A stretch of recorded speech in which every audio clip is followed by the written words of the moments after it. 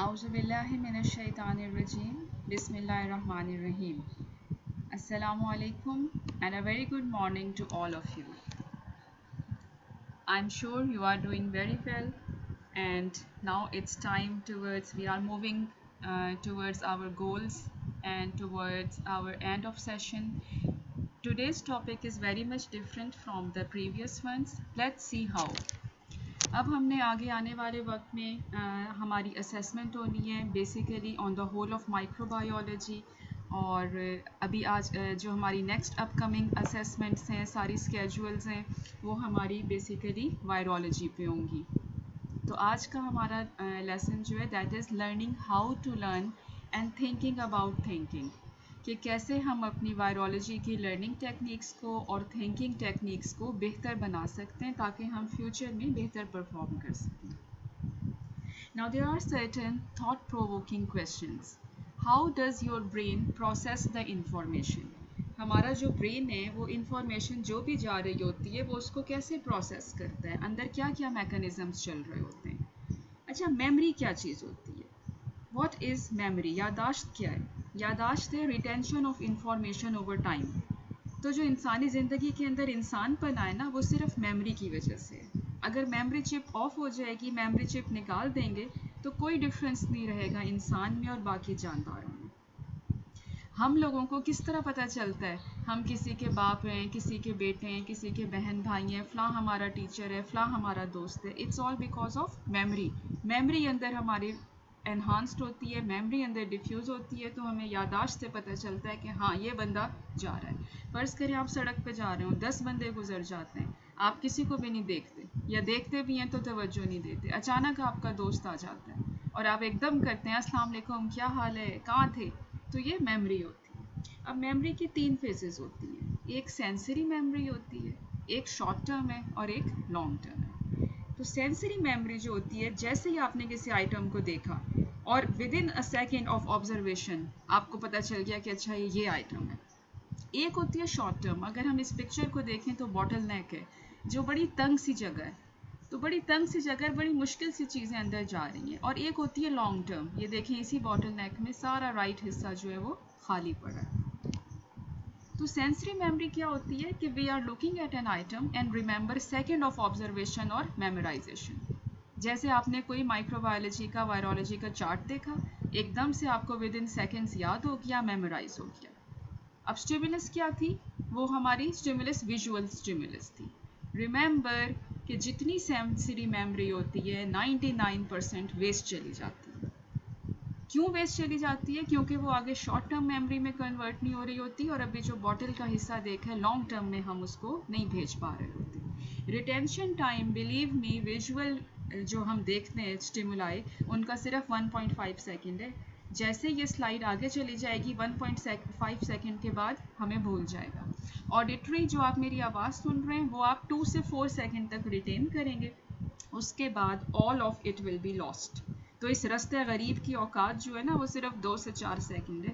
चाहे हम देख के किसी को देख रहे हैं, चाहे हम सुन रहे हैं, वो सारी जो नॉलेज है वो सारी स्टिमुलाई हैं, सेंसरी जो स्टिमुलाई आ रहे हैं, अगर हम उनको शॉर्ट टर्म मेमोरी से होते हुए लॉन्ग टर्म मेमोरी में नहीं डालेंगे तो रास्ते गरीब की औकात सिर्फ 4 सेकंड है, उसके बाद सारी गुम जानी है। सेंसरी स्टिमुलस कोई मीनिंग नहीं क्रिएट करती जब तक कि ब्रेन हमारा रिकग्नाइज ना करे पैटर्न को। सिग्नल आते हैं लॉन्ग टर्म मेमोरी से।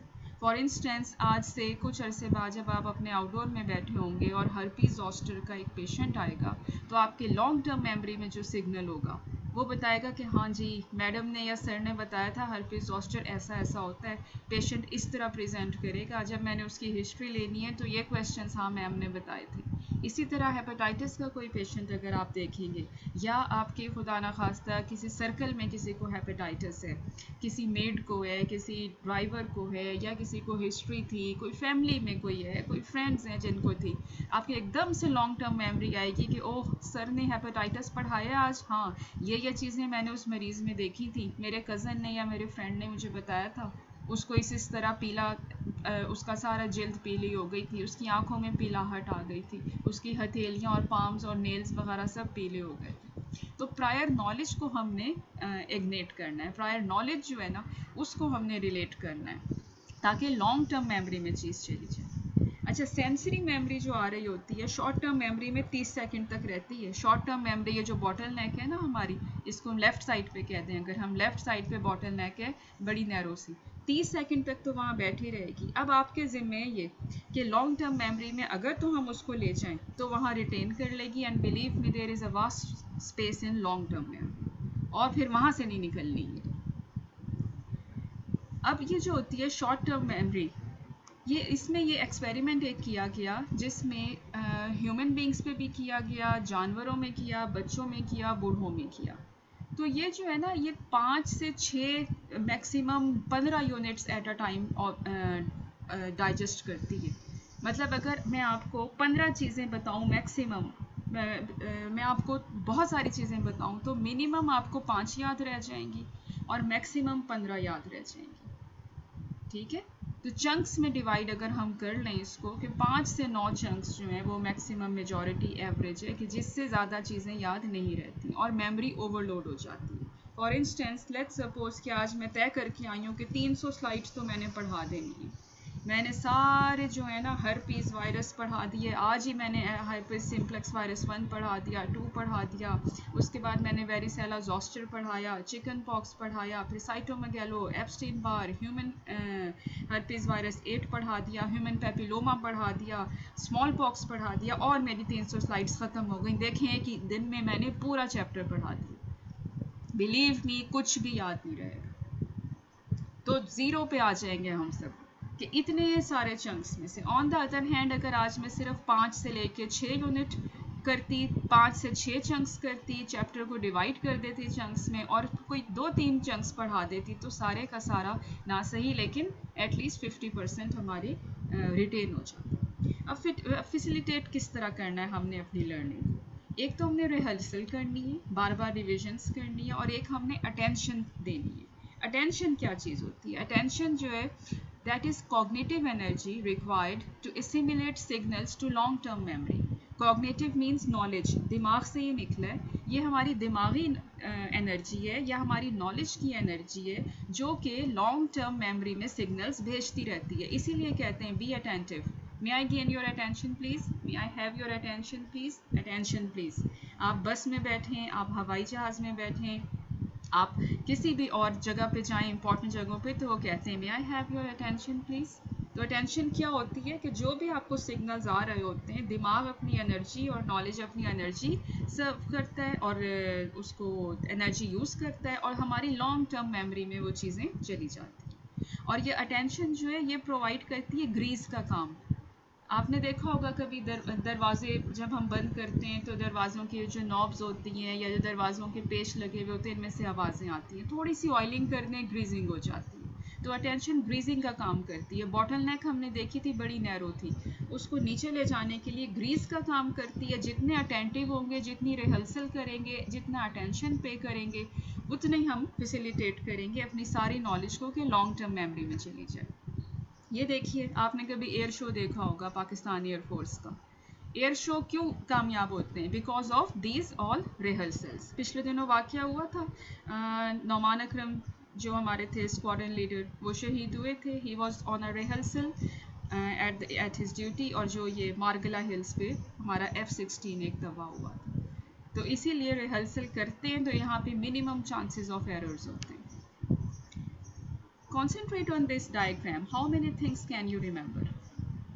अब ये देखिए कितनी सारी चीज़ें, और अगर हम प्रैक्टिस करेंगे थोड़ी देर बाद कि हमें कितनी चीज़ें याद रह जाएंगी। Let's see, what is my responsibility as a student and as a teacher? हमने क्रिएट करनी है और एक्सट्रैक्ट करनी है अपनी प्रायर नॉलेज को। फॉर इंस्टेंस फ्यूचर में हम पढ़ेंगे मलेरिया, तो अगर हम आपको ये बताएं और इस तरह शुरू करें कि ये मलेरिया आज हम पढ़ेंगे प्लाज्मोडियम फैल्सिपारम से होता है, ये इसकी पैथोजेनेसिस है, ये क्लिनिकल फीचर्स हैं, ये cycle and so on and so fourth. तो जैसे ही हमारा लेक्चर ख़त्म होगा उसमें से मेरा ख्याल है आपको 10 to 15% शायद रिटेन हो जाए। ऑन द अदर हैंड जब हम पढ़ेंगे और वायरोलॉजी अभी रिवाइज करेंगे अगर आप मलेरिया के क्लिनिकल साइन और सिम्टम्स को रिलेट कर ली, एक स्टोरी बना लें, एक फ़र्ज़ी पेशेंट बना लें कि एक पेशेंट मेरे पास आया है आउटडोर में, उसको बुखार था, उसको इस तरह का बुखार का फ़ीवर था, सर्दी लगती थी, नाइट स्वेट्स आते थे, शदीद सर्दी लगती थी, जब बुखार उतरता था तो गर्मी लगने लगती थी।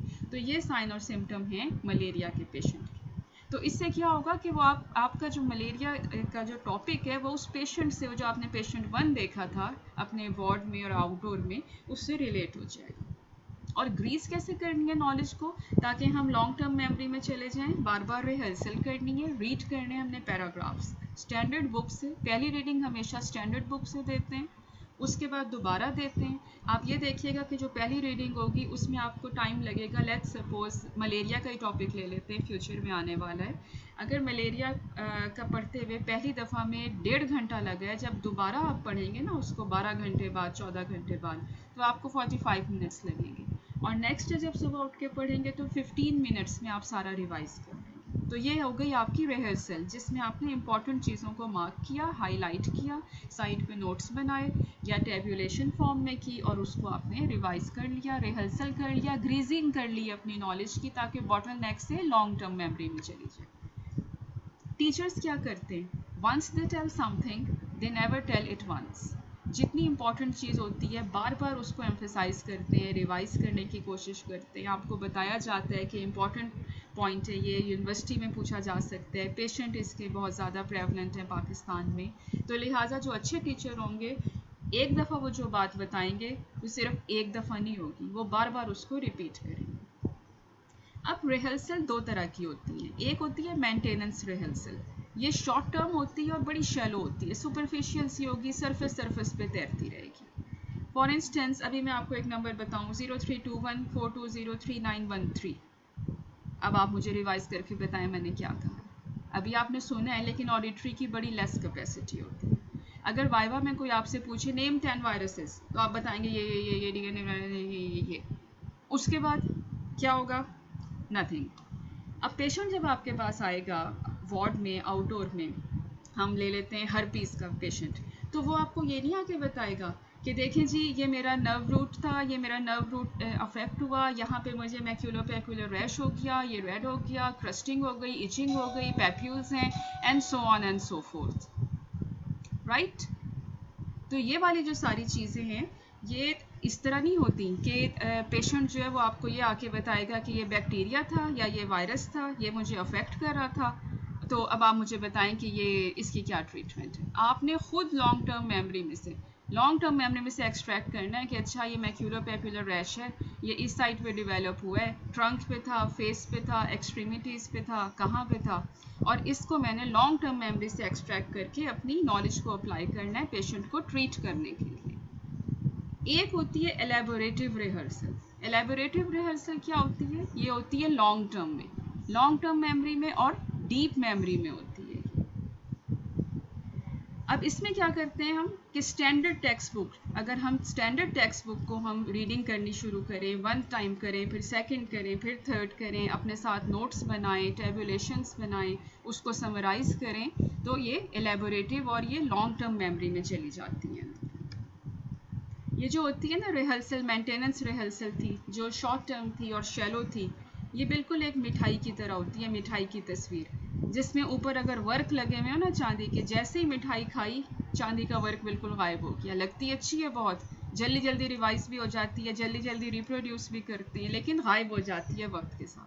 एलेबोरेटिव में टाइम ज़्यादा लगेगा, स्टैंडर्ड टेक्स्ट बुक जब पढ़ेंगे, लेकिन जब समराइज करेंगे, साइड में बने हुए नोट्स होंगे, तो वो लॉन्ग टर्म मेमोरी में चली जाएगी। How to convert maintenance rehearsal into elaborative rehearsal. अब किस तरह बनाते हैं, अब ये देखिए कि माइक्रोबायोलॉजी की जो सारी नॉलेज है वो हमारे दिमाग में ऐसी है जैसे मकड़ी का जाला बना हुआ है। अब मकड़ी के जाले को हमने उसको क्लियर करना है, किस तरह कर सकते हैं, वी कैन मेक नोट्स, जैसे हमने आपको पहले भी बताया था, मैंने शेयर किए में आप लोगों से नोट्स। पीयर असिस्टेड लर्निंग होती है। अब पीयर असिस्टेड लर्निंग क्या होती है, आप लोग एक अपना टाइम डिसाइड कर लें, आप इंटरनेट यूज़ कर सकते हैं, मल्टीपल गैजेट्स हैं, मल्टीपल एप्लीकेशंस हैं, ग्रुप स्टडी कर सकते हैं कि आपने एक टॉपिक पढ़ा, for instance starting with herpes कर लेते हैं, एक बंदे ने उसकी मॉर्फोलॉजी रेप्लिकेशन पढ़ ली, उसके बाद फिर नेक्स्ट ने उसकी पैथोजेनेसिस और क्लिनिकल फीचर्स किए, नेक्स्ट ने उसकी डायग्नोसिस, लैब डायग्नोसिस, ट्रीटमेंट की। इसी तरह टीम बेस्ड लर्निंग्स होती हैं, कंप्यूटर असिस्टेड लर्निंग होती है, और सबसे अच्छी लर्निंग जो होती है वो टीचिंग से होती है कि आप अपने ग्रुप में टॉपिक्स डिवाइड कर सकते हैं, खुद डिवाइड कर सकते हैं, और ख़ुद आप अपने आप को सुना सकते हैं, दूसरे को किसी को सुना सकते हैं, अपने साथ एक वीक में या डेली बेसिस पे या वीकली बेसिस पे कोई टाइम डिसाइड कर सकते हैं जिसमें आप एक दूसरे से सुन सकते हैं। सो दीज थिंग्स आर कि मेंटेनेंस रिहर्सल को आपने एलेबोरेटिव रिहर्सल में, मेंटेनेंस रिहर्सल सुपरफिशियल थी, शॉर्ट टर्म मेमोरी को सिर्फ वो कर रही थी हेल्प आउट। एलेबोरेट जब आपने किया, अपने नोट्स बनाए, टेबुलेटेड फॉर्म्स में किया, एक दूसरे को पढ़ाया, ग्रुप स्टडीज़ की, टीम्स अपनी बनाई, टास्क डेलीगेट किए, ये वही सारी चीज़ें जो हम ट्यूटोरियल्स में और स्मॉल ग्रुप डिस्कशंस में अब तक करते आए हैं। अब नॉलेज को अगर हम कैटेगराइजेशन कर लें और चंक्स कर लें, ब्रेन के अंदर बहुत ज़्यादा वास्ट हमारे पास कैपेसिटी होती है, अल्लाह ताला ने बहुत ज़्यादा कैपेसिटी रखी हुई है ब्रेन में। तो नॉलेज को जब हम चंक्स में डिवाइड कर लेते हैं और कैटेगराइज कर लेते हैं तो वो चीज़ आसान हो जाती है, क्योंकि हमने अभी पीछे बताया था कि हमारा ब्रेन 5 से लेके और मैक्सिमम 15 यूनिट्स तक कर सकता है। उसमें फिर ये होगा कि हम एक तरह की चीज़ों को एक डब्बे में डाल दें, दूसरी तरह की चीज़ों को दूसरे में डाल दें। फॉर इंस्टेंस अगर हम स्टार्ट करें तो एक डब्बे में डीएनए वायरसेस हैं, दूसरे में आरएनए वायरसेस हैं, तीसरे में डीएनए नॉन एनवेलप्ड हैं, चौथे में आरएनए नॉन एनवेलप्ड हैं, ऊपर रेस्पिरेटरी हैं, ऊपर चाइल्डहुड हैं, ऊपर एनिमल रिजर्वायर हैं। और ये सारी चीज़ें हम नोट्स बना के, टेबुलेटेड फॉर्म में करके, हाईलाइट करके अपनी चीज़ें अलग अलग चंक्स में डालते हैं। तो जैसे ही आपसे पूछा जाएगा वाइवा के वक्त कि चाइल्डहुड डिजीज़ेज़ जो हैं वो पाकिस्तान में सबसे ज़्यादा प्रेवलेंट कौन सी है, आपने ऊपर वाला वो डब्बा खोला जिसमें चाइल्डहुड डिजीज़ेज़ पड़ी थी और उसमें से आपने मीज़ल्स, मम्स, रूबेला और ये सारी चीज़ें बतानी शुरू कर दी। अब ये देखते हैं, एक नंबर लिखा है, इसको जल्दी से देखें, क्या हम इसको रिवाइज कर सकते हैं? अब हम ये जो पीछे मैंने आपको बताई ये चीज़, इसको हम प्रैक्टिसाइज करेंगे। यहाँ पे इसको हम क्या करेंगे, चंकिंग कर देंगे, इसको कैटेगरीज में डिवाइड कर देंगे। अब ये देखिए 0092 पाकिस्तान का कोड है, 2019 पिछला साल है, 1948 में कायदे आज़म की डेथ हुई थी, 1938 इज़ रिलेटेड विद अल्लामा इकबाल, और 2011। अब मुझे बताइए 1 2 3 4 5 हमने ये चंक्स बनाए। हमने पीछे ये अभी लिटरेचर से और उससे रिसर्च से पढ़ा था कि ह्यूमन ब्रेन मैक्सिमम 15 चंक्स उठा सकता है एट अ टाइम। अब ये देखिए हमारे ब्रेन ने इसको ऐसे रिकग्नाइज कर लिया। अब आप आंख बंद करके दोबारा से पढ़ें तो देखें आपके पाकिस्तान का कोड था, पिछला साल 2019 था, 1948 में कायदे आज़म की डेथ हुई थी, 1938 में अल्लामा इकबाल की, और 2011। So this is a way to memorize the microbiology and virology. Challenges क्या होते हैं, सॉर्ट आउट करना होता है हमने लॉन्ग टर्म मेमोरी से। अब वो जो बॉटल थी उसकी नेक के बाद बहुत बड़ी कैपेसिटी थी। अब चैलेंज है कि हमने किस तरह उसको निकालना कैसे। फॉर इंस्टेंस अगर क्वेश्चन पूछा गया जैंक स्मीयर का, अब जैंक स्मीयर को सारे नॉलेज में से, उस सारे ख़जाने में से निकालेंगे कैसे। आउल आई अपीयरेंस आपका वाइवा में क्वेश्चन आ गया कि कौन सा वायरस है जिसमें आउल आई अपीयरेंस होती है, निकालना कैसे, लॉन्ग टर्म मेमोरी में से किस तरह एक्सट्रैक्ट करना है। उसको करने के लिए हम एक चेकलिस्ट बनाएंगे जिसको टिक करेंगे। For instance starting with general virology and special virology for upcoming assessments, purpose of learning this information, हमारे अंदर क्लियर है पर्पज़ लर्निंग का। प्रायर नॉलेज हमने जनरेट कर ली अपनी। स्ट्रेटजीज़ पता है मुझे कि मैं लिख के याद कर सकता हूँ, नोट बना के कर सकता हूँ, किसी को सुना के कर सकता हूँ, किसी से सुन के कर सकता हूँ, या मैं बार बार अपनी बुक के जो हमारी साइट पे हैं उनके ऊपर मैं कोई फ्लायर्स या स्टिकी नोट्स चिपका सकता हूँ। Am I understanding as I proceed, क्या मेरे सिर्फ सुपरफिशियल तो नहीं नॉलेज हो रही कि सुपरफिशियल हो रही है, और जैसे ही मैं बुक बंद करूँगा, जैसे हमने पीछे पढ़ा था कि ऑडिटरी और विजुअल की सिर्फ 2 to 4 सेकंड तक होती है, तो मुझे टेबल देखते हुए तो बड़ा अच्छा याद हो गया, लेकिन जैसे ही मैंने बुक बंद की तो वो मिक्सअप हो गया। और जो मैं गलतियाँ कर रहा हूँ या कर रही हूँ उन्हें करेक्ट कैसे कर सकता हूँ। मैंने अपने पिछले एरा में अपने गोल्स अचीव कर लिए थे, जो मेरे पिछले टेस्ट हुए थे, असाइनमेंट्स हुई थी, और यकीन करें पहले ये टेक्निकली आपको लगेगा कि बड़ा टेक्निकल हो गया, उसके बाद आप ऑटोमेटेड पे चले जाएंगे, उसके बाद आप हर सब्जेक्ट हर चैप्टर ऐसे ही पढ़ेंगे। तो जो रोट लर्नर होते हैं, जैसे हमने पीछे बात की थी, मिठाई के ऊपर चांदी का वर्क चढ़ा हुआ होता है, इधर मिठाई ख़त्म हुई, खाई, उधर चांदी का वर्क गायब हो गया, उसका मज़ा भी नहीं आता।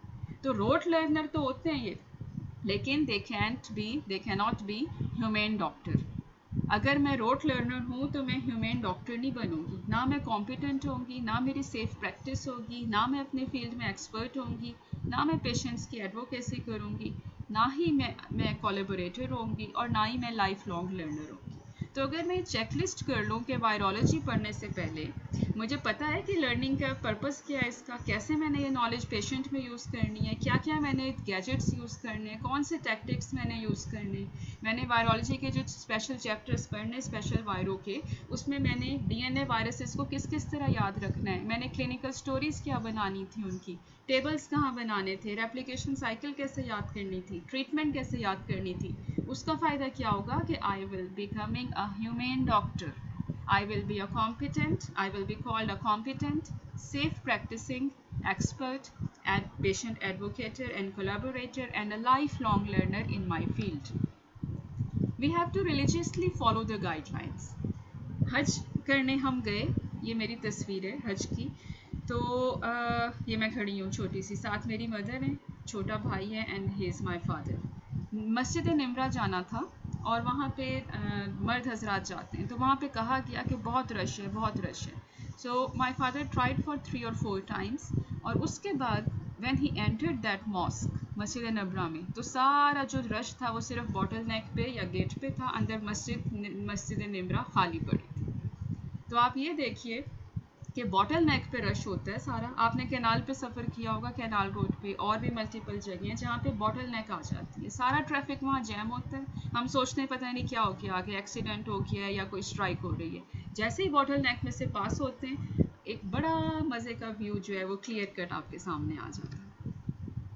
रैंडमली हमने एक्सरसाइज करनी है कि लॉन्ग टर्म मेमोरी में से एक्सट्रैक्ट किस तरह करें। उसकी एक आसान तरीका ये कि टैगिंग कर लें, एनकोडिंग कर लें। टैगिंग क्या था, again we will talk about AIDS virus को टैग कर लेते हैं कि किसी ना किसी पेशेंट के साथ टैग कर लें एड्स की सारी क्लिनिकल साइन सिम्टम, उसकी पैथोजेनेसिस, क्लिनिकल फीचर, ट्रीटमेंट। तो जैसे ही वो पेशेंट, आप सोचें कि आप आउटडोर में बैठे हैं और एक पेशेंट आ गया है, जब आपको ये क्लिनिकल फीचर्स याद होंगे तो you can easily elaborate it's replication and pathogenesis and treatment. इसको कहते हैं एनकोडिंग करना, एनकोड कर लें उसको। और बेस्ट लर्निंग होती है कॉन्टेक्चुअल लर्निंग।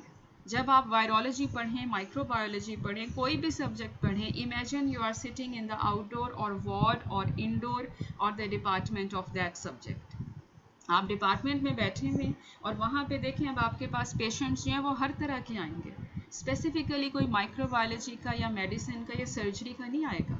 आपने अपनी लॉन्ग टर्म मेमोरी में से एक्सट्रैक्ट करना है कि अच्छा ये पेशेंट एड्स का था, ये हेपेटाइटिस का था, ये वाला जो है ये मुझे लग रहा है कि अच्छा इसको कोई प्रायॉन डिजीज़ तो नहीं है, ये कोरोना का लग रहा है, ये इन्फ्लुएंजा का है।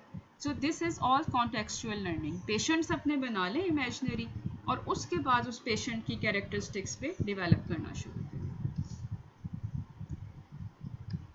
What is my duty? My duty is to create tags. Create कर लें टैग्स को, पेशेंट अपना नाम रख लें, एक पेशेंट का नाम रख लें सकीना बीबी। सकीना बीबी आई थी आपके पास किसके साथ? मीज़ल्स के साथ अपने बच्चे को लेके आई थी, और बच्चे को उसने क्या हिस्ट्री बताई, इस तरह की हिस्ट्री बताई, इतना इंक्यूबेशन पीरियड था, उसका फीवर था, इस तरह का रैश था, फिर आखिर में इस तरह हुआ। अब आपको सकीना बीबी से याद रहेगा कि अच्छा उसके बच्चे के साथ मैंने इस तरह ट्रीट किया था, ये था, तो ये मीज़ल्स पूछा जा रहा है। अब तक हम एक QMC कायद आज़म मेडिकल कॉलेज के इकबाल हॉल में, मुझे अब तक वो लॉन्स याद हैं जहाँ पे बैठ के हमने स्टेजेस और सब स्टेजेस हम प्रिपेयर करते थे, और सीढ़ियों पे बैठ के जो आपने कोई चीज़ याद की भी हो तब आपको याद रहता है कि हाँ हॉस्टल में फ़लाँ सीढ़ियों पे बैठ के की थी आपने। लाइक वाइवा रूम के बाहर जो आप रिवाइज़ कर रहे होते हैं कॉरिडोर्स में, वो टॉपिक्स याद रह जाते हैं। तो जब ये एकॉस्टिक और विजुअल, आपने अक्सर देखा होगा ऑडियो विजुअल डिवाइसेस या ऑडियो विजुअल एड्स की हम बात करते हैं, इसीलिए कि ऑडिटरी स्टिमुलाई भी आएँ और विजुअल स्टिमुलाई भी आएँ ताकि वो लॉन्ग रिटेनिंग हो और लॉन्ग लास्टिंग हो। सीमेंटिंग एनकोडिंग क्या होती है? वही कि सीमेंटिंग एनकोडेड होती है कि पेशेंट से रिलेट कर लें, इवेंट से रिलेट कर लें, मल्टी कोडिंग कर लें एक ही चीज़ को। ABC हम क्यों पढ़ते हैं? ABCDEF क्यों पढ़ते हैं? ताकि वर्ड्स क्रिएट करें। माइक्रोबायोलॉजी हम क्यों पढ़ेंगे? ताकि पेशेंट्स की स्टोरीज में से अपना नॉलेज हम एक्सट्रैक्ट करें और उनकी ट्रीटमेंट और पैथोजेनेसिस और उनकी मैनेजमेंट पे अप्लाई करें। तो हम इसमें साथ वीडियो क्लिप्स भी देख सकते हैं, अपने से रिलेट कर सकते हैं, स्टोरीज क्रिएट कर सकते हैं। एंड बिलीव मी, अगर आप अपने सर्कल में ही लोगों से पूछेंगे, कोई ना कोई पेशेंट आपको मिलेगा जिसने इस तरह की चीज़ें सफ़र की होंगी, तो वो आपकी एनकोडिंग और टैगिंग हो जाएगी कि मेरे फ़लाँ अंकल को एक वक्त में इस तरह हुआ था। ये टैगिंग हम लेते हैं जब हम शॉपिंग करते हैं, तो हम टैग देखते हैं कि कहाँ का है। So this is tagging. वो कपड़ा वैसा ही होता है, लेकिन ड्यू टू टैग उसकी कीमत और अहमियत ज़्यादा हो जाती है। इम्प्लीकेशंस अब आज की क्या है? ग्रीजिंग हमने कैसे करनी है? शॉर्ट टर्म मेमोरी में सेंसरी स्टिमुलाई जो आ रहे थे, शॉर्ट टर्म मेमोरी में 30 सेकंड के अंदर रख के लॉन्ग टर्म मेमोरी में कैसे करने हैं? पहले तो ये कि हमारा पहले लॉन्ग टर्म मेमोरी में पहुंचाने कैसे, और फिर एट द करेक्ट टाइम उनको निकालना कैसे। हमने प्रायर नॉलेज को किस तरह हमने इग्नेट करना है। प्री टीचिंग ऑर्गेनाइजर्स, हम अपने ऑर्गेनाइजर्स बना सकते हैं। आपको ये पता चल गया है कि आपका प्रॉफ इस वक्त है, इतने दिन है आपके पास, टाइम टेबल बना लें। टाइम टेबल में उन चीज़ों को ज़्यादा टाइम दें जो आपने फर्स्ट टाइम या सेकंड टाइम पढ़नी है, और जो आपने थर्ड फोर्थ टाइम पढ़नी है वो अब आपको रिहर्सल की वजह से कम कंज्यूम करेंगी। अटेंशन अपनी एनहांस करें। ये जो फ़ोन्स हैं और जो एक्स्ट्रा ये जो है ना डिस्ट्रैक्टर्स, इनको थोड़ी देर के लिए बंद करके एक साइड पर रख दें। डुअल टैगिंग करें। इट डिपेंड्स कि पर्सन आप जिस पर्सन ने आपको पढ़ाया है या जिसके साथ आप इंटरेक्ट कर रहे हैं, उस पर्सन की देखें आपकी क्वालिटीज़ क्या हैं, वो कैसे याद कर रहा है, वो कैसे पढ़ा रहा है, वो कैसे एनकोड कर रहा है। एनवायरनमेंट अपनी कंड्यूसिव और फ्रेंडली बनाएं। क्वालिटी ऑफ डाटा, हमेशा स्टैंडर्ड टेक्स्ट बुक से पढ़ें, पहली रीडिंग, दूसरी रीडिंग, तीसरी रीडिंग। उसके बाद आप समराइज़ कर सकते हैं, अपने नोट्स बना सकते हैं, और चीज़ों में समराइज़ कर सकते हैं। लैंग्वेज फ्रेंडली यूज़ करें, स्लाइड्स देखें, ऑडिटरी साथ देखें, फोकस करें अपने प्रेजेंट पे, पास्ट पे और फ्यूचर पे। ये लास्ट स्लाइड है हमारी। अब ये देखें, ईरान में माबादे तिबियात का इर्तका। अब जो होंगे ना आप जैसे इंटेलिजेंट स्टूडेंट्स, वो इसमें से अपने मकसद की दो चीज़ें कर लेंगे, एक तो ईरान और एक तिबियात। ईरान मीन्स पर्शिया एंड तिबियात मीन्स फिज़िक्स। ये अल्लामा इकबाल का पीएचडी का थीसिस था उनका। तो और जो दूसरे लोग होंगे ना, जो आम रोट लर्नर्स आप कह लें या सुपरफिशियल, वो इसी में पड़े रहेंगे, ईरान में माबादे तिबियात का इर्तका। तो जो ढूंढने वाली चीज़ और कैचिंग चीज़ थी वो क्या थी? Evaluation of metaphysics in Persia. देखने में बड़ा मुश्किल टाइटल लग रहा है, लेकिन एक ईरान याद कर लें, एक तिबी याद कर लें, तो आप आराम से किसी को भी 30 सेकंड की टॉक दे सकते हैं कि आपको पता है अल्लामा इकबाल का पीएचडी का थीसिस क्या था। हमने दो चीज़ें सिर्फ याद की, एक ईरान और एक तिबियात। So today's lecture was dedicated to my very respectable teachers and mentors, Professor Dr. Javed Iqbal, ex-principal Quaid-e-Azam Medical College, Professor Dr. Rao Rashid Kamar, who is the head of Medical Education Department and Ophthalmology at Nishtar Medical University, and Dr. Amna Ahmed. Thank you so much for your patience and listening, and I hope that these strategies will help us in revising and reproducing the microbiology. Thank you so much.